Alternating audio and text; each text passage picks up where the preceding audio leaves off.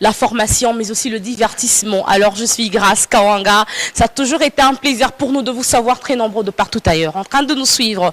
Vous nous captez 5 sur 5 depuis Brazzaville, depuis Kinshasa, ou aimez même la chaîne de l'éducation, depuis les différentes provinces de l'ère des Congo. C'est un grand plaisir pour nous, c'est un honneur de vous savoir fidèle à ce grand rendez-vous matinal sur CBS Télévision qui est Atmosphère matinale, une tranche d'animation culturelle qui nous rapproche toujours de vous, dans laquelle on réfléchit, qui vous est animé tout le lundi, mardi par Jonathan Bakele et Grace Kawanga, le mercredi et jeudi Médine et Zoé, les week-ends samedi et vendredi par Junior Elder Singa et Priska. Voilà un peu là l'équipe qui vous anime durant tout au long de la semaine. Alors une tranche réalisée par Monsieur Patrick Makenga et programmée par Monsieur Junior Elder Singa bien sûr, et notre directeur technique a toujours été au four au moulin pour pousser, booster son équipe, Monsieur Dido Makwema, qui ce matin à l'Argie finale nous sommes avec Alix Missa, les licenciés, l'homme à la taille, David Beka. Mi n'est pas seul,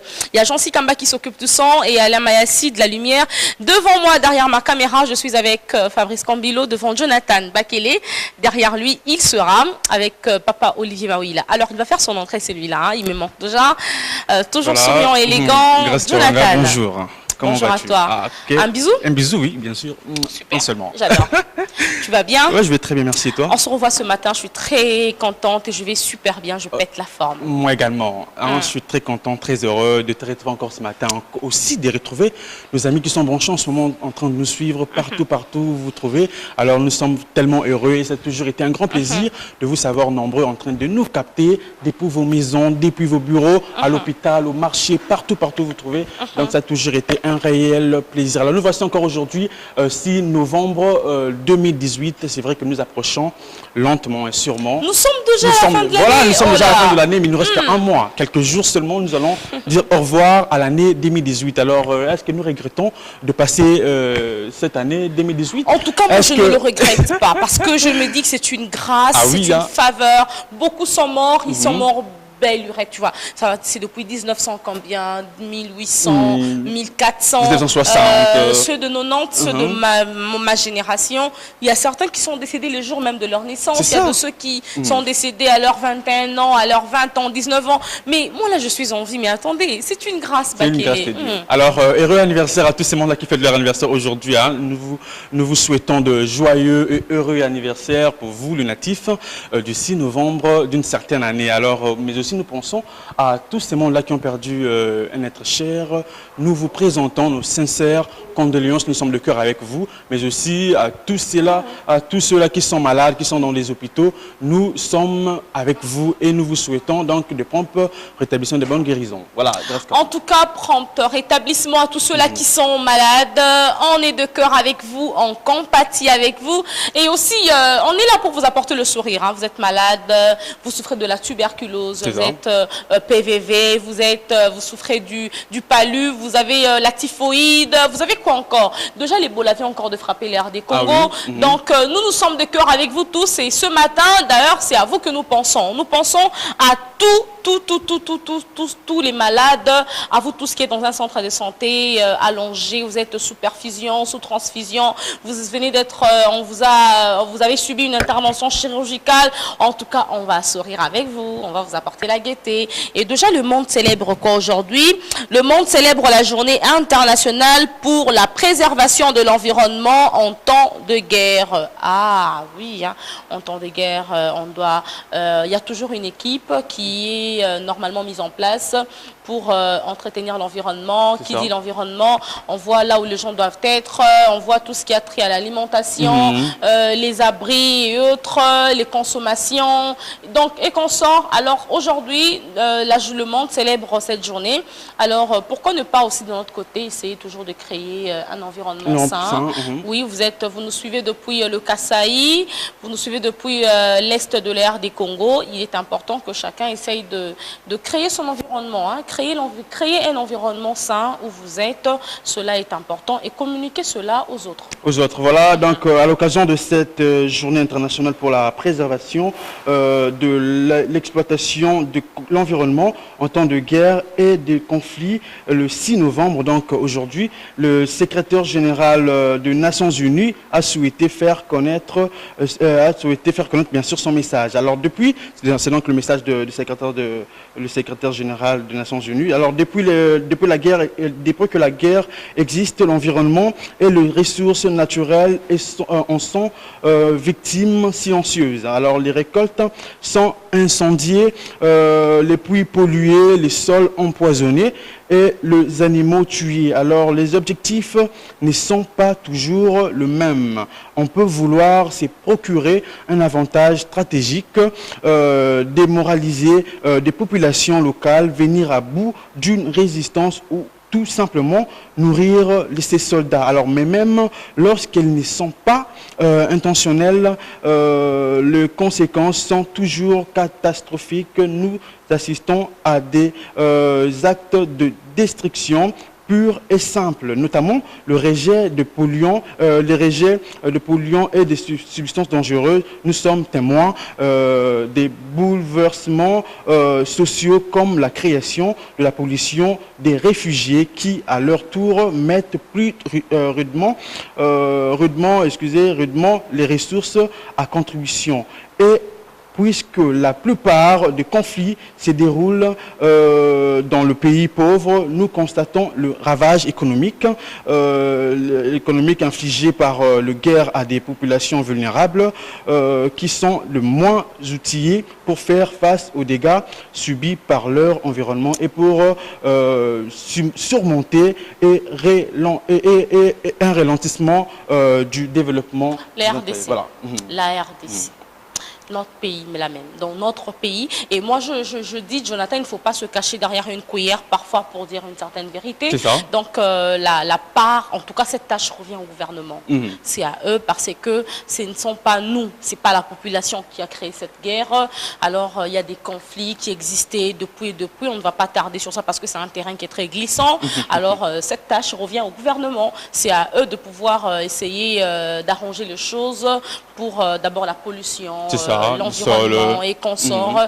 Et pas seulement à eux, mais aussi aux organismes. De toute façon, les organismes travaillent toujours ensemble ou encore en collaboration, en partenariat avec le gouvernement congolais. Donc, cette tâche leur revient et nous en profitons à travers cette tranche d'animation, d'atmosphère, pour lancer un message de paix, un message fort, un message de revendication et de réclamation au nom de la population congolaise en général, pour qu'à notre gouvernement, question pour vous, nous vous demandons de pouvoir vraiment prendre vos responsabilités en main. Oui, les élections approchent, c'est bien bon de mettre la tête là-dedans, de se donner à fond, mais la population n'a pas que les élections, il y a tout ce qui va avec, entre autres l'environnement. Lorsqu'on vit dans un environnement sain, même les élections, ça passera, hein, ça sera vraiment très bien, Jonathan. Mais lorsque on n'est pas, on ne mange pas bien, on n'est pas en paix, tu verras que même certaines choses ne vont pas bien se passer, parce que lorsqu'on ne dort pas dans un endroit, lorsqu'on dort dans un endroit qui n'est pas calme, il n'y a pas de paix. En tout cas, je ne pense pas que Conseil écoute, je ne pense pas que si tu me demandais,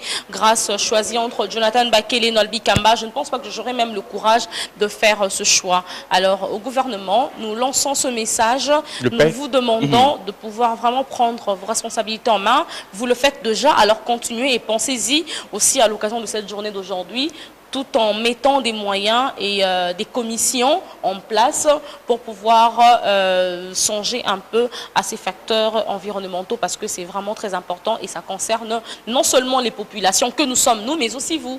Donc voilà. Voilà, alors nous voulons la paix, que la paix règne dans le monde, que la paix règne dans la République démocratique du Congo, alors pour un environnement sain. C'est important d'être reconnaissant vis-à-vis d'un être humain qui t'a fait du bien, qui t'a rendu service, qui t'a aidé dans la vie. C'est important, mais attendez, mais non, vis-à-vis de celui-là qui est un être suprême. Hein? On dit bien suprême, suprême. Il est au-dessus de tout. De toutes choses, de toute créature, au-dessus des dieux, parce qu'il y a plusieurs dieux, tu sais. Hein? Alors, lui, là, il est au-dessus de tous ces dieux-là. Et lui, là, nous donne le souffle. Et on n'achète rien, on ne paye rien, zéro facture, zéro taxe, zéro TVA et consort. Mais attendez, c'est tout à fait normal de lui dire merci et de lui être reconnaissant. Et il ne nous demande même pas de l'argent, hein. Il ne nous demande même pas la vie. Gentil, il dit, j'ai seulement besoin de votre adoration et de me rendre grâce et tout. Louange, voilà. Voilà. Voilà, Yako. Hein, mais mes frères ouest-africains qui me suivaient dans vos marchés, dans vos boutiques, dans le grand marché là-bas chez nous, dans vos maisons des pièces de réchange. Dites-nous un peu, Yako, pourquoi est-ce que nous là, les humains, nous les hommes, nous nous plaignons de la vie. La vie là d'abord c'est Dieu, donc c'est comme si on se plaignait des dieux. Pourquoi est-ce qu'on se plaint? Pourquoi est-ce qu'on se pose toujours des questions en accusant les autres? Pourquoi on a toujours tendance à faire porter les chapeaux de nos échecs aux autres? X chose n'a pas tenu, n'a pas réussi, n'a pas marché, c'est sûrement à cause de ma mère, c'est sûrement à cause de tel ami, c'est sûrement à cause de tel collègue. Et surtout les oncles. Hein. Les oncles là, les grandes-mères et tout, voilà. Alors on se pose de questions, pourquoi est-ce qu'on se plaint dans la vie et qu'on n'est pas satisfait? Qu'est-ce qui fait qu'on ne soit pas satisfait de notre vie, de notre corps, de notre intérieur, de notre extérieur, de notre environnement? Cette insatisfaction-là, à 100% là, elle vient d'où là? Hein? Elle vient du gouvernement, elle vient de nos familles, elle vient de nous-mêmes ou comment? Est-ce nous-mêmes aussi le problème? Est-ce c'est notre créateur qui est Dieu? Est-ce nos parents qui nous ont engendrés? Est-ce la société qui nous a acceptés? Est-ce Dieu qui nous a créés? Réfléchissons un peu. Voilà pourquoi aujourd'hui on a trouvé bon de parler de l'homme et de la vie. Donc l'homme et la vie. Parce que l'homme là ne peut, quand on parle de l'homme, on voit directement la vie. Lorsque tu n'es plus, en tout cas, ça sera le passé, on ne peut plus parler de la vie. Alors nous humains qui sommes là en train de marcher, en train de parler là, c'est parce que nous sommes vivants. Alors qu'est-ce qui fait que cette même vie là que nous vivons, mais nous sommes toujours insatisfaits de ça et qu'on n'arrête pas de nous plaindre? Alors bref, à travers cette émission, chacun aujourd'hui aura à trouver ses propres réponses pour savoir comment vivre ou profiter pleinement de sa vie. Avec tes imperfections, avec tes échecs et tes réussites, tu dois savoir comment profiter de ça. Parce qu'en dehors de celle que tu as aujourd'hui, là, il n'y en aura plus. Il n'y a plus notre vie en dehors de celle-ci. Ben, pour les chrétiens, il y a une vie éternelle. Mais dans la normalité comme ça, excusez-moi, je ne réunis pas l'existence des dieux. Donc, avec ce corps humain, il n'y a plus autre vie, n'est-ce pas, Papa Olivier Maouila? C'est ça. Avec ce corps humain, il n'y en aura plus. C'est la seule vie et ça se passe qu'ici sur Terre. Je ne sais pas si tu vis dans quelle planète, hein? Là où il y a les extraterrestres. Il y a Alexis Moussa qui dit la vie éternelle. Là, on parle de corps. Non, le corps, on s'arrête là. La vie éternelle, c'est avec un corps glorieux, c'est la spiritualité. Nous, ici, on ne parle pas spiritualité, si on parle de la vie charnelle que Dieu nous a donnée. Dieu a donné à quelqu'un l'esprit, l'âme et le corps. Maintenant, nous parlons de ce corps ici et sur la terre où Dieu a placé le corps. Hein? Dieu a placé le corps sur la terre. Alors nous parlons de nous là, c'est que Dieu là nous a donné. Pourquoi on s'en plaint? On se plaint, on n'arrête pas de pleurnicher, d'accuser et autres. On ne sait pas accepter certaines choses. Alors c'est de ça que nous parlons aujourd'hui. Notre numéro est affiché au bas de vos écrans, écrivez-nous. Mais attendez, amis de la télévision, on a des très très belles questions pour vous. D'accord? Et Jonathan Bakeli, il en a un bac. Voilà, Grace Kawanga, nous parlons de l'homme et la vie. Alors, un très bon sujet. Alors, comment vivre pleinement sa vie déjà, Grace Kawanga? C'est vrai que lorsque nous parlons de l'homme et la vie, déjà, nous devons définir aussi la vie. Hein. La vie, c'est donc la période qui s'étend de la naissance à la mort. Encore l'activité de l'homme dans son milieu naturel et social. Alors, pourquoi est-ce que nous parlons de ce sujet aujourd'hui? Nous parlons de ce sujet pour permettre à tous ces mondes-là qui nous suivent, à tout un chacun de nous, de se rendre compte qu'être en vie, ce n'est qu'une grâce. Hein. Ce n'est qu'une grâce de Dieu. Et en profiter, il faut donc profiter de vivre, aussi. Et arrêter la vie est mauvais, c'est un meurtre. Voilà. Il y a de ceux qui avortent, hein. Là c'est arrêté. C'est arrêté, voilà, c'est arrêté. Alors voilà, il faudra toujours vivre pleinement sa vie, il faudra toujours profiter de sa vie lorsqu'on est sur Terre, partout où vous vous trouvez, même si vous êtes ici à Kinshasa, même si vous êtes, je ne sais pas moi où, alors à Malembankoulou, là-bas au fait fond de la ville de Kinshasa, pourquoi pas à Minkaou. Alors, partout où vous trouvez, vous pouvez aussi vivre heureux, Grace Kawanga. Alors, comment vivre pleinement sa vie et comment profiter de sa vie partout où nous nous trouvons? Alors, qui suis-je? qui es-tu, toi qui me regardes? Est-ce que tu connais tes capacités?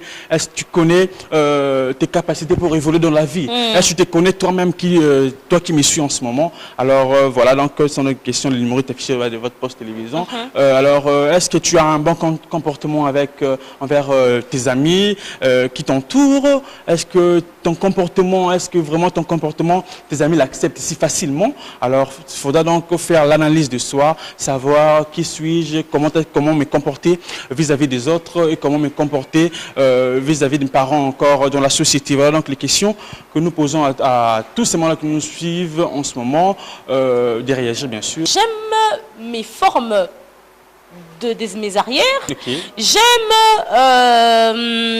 J'aime mon orteil, là, l'avant-dernier de mon orteil. Seulement? Parce que c'est comme ça ressemble aux orteils de mon père. Okay. Tu vois un peu, là ce sont des histoires que moi je trouve jolies et que j'essaye de mettre en valeur.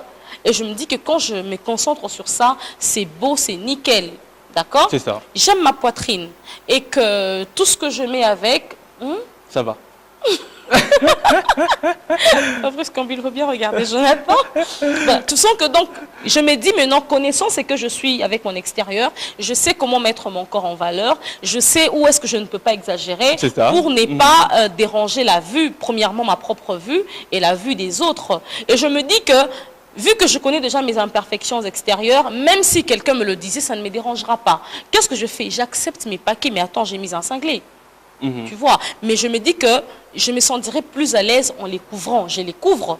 Je me dis que oui, je n'aime pas mes matokolo, alors je ne mets pas des fards à paupières.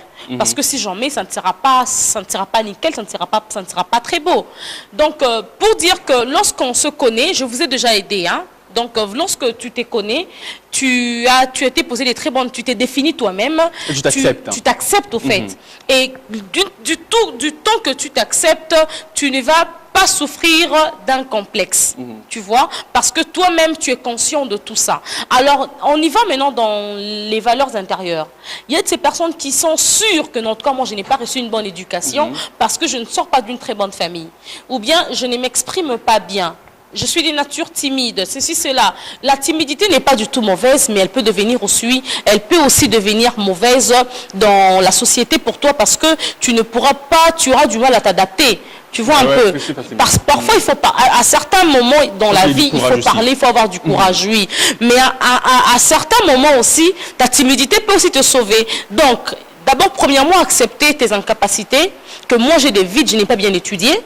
Moi j'ai ceci, je ne sais pas bien m'exprimer, je ne parle pas le français correctement, je ne maîtrise pas le lingala, j'ai du mal à apprendre, je ne partage pas. Et quand tu es conscient de ça, qu'est-ce que tu fais maintenant? Tu vas y travailler, comme tu nous l'as dit hier. Il ne faudrait pas maintenant tarder sur ces défauts, trop penser critiquant, sinon parce que ce sont des éléments qui ne vont pas t'aider à avancer dans la vie. Alors comme tu connais tes imperfections, travaille-y maintenant.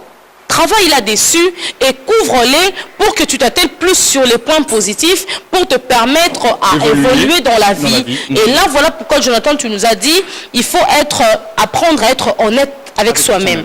Parce que quand déjà j'apprends à les accepter, je suis déjà honnête avec moi-même. Mais quand je ne les accepte pas et que Jonathan Bakele me le dit, je refuse encore de l'admettre, je ne suis ni honnête avec moi-même et non plus aussi avec Jonathan.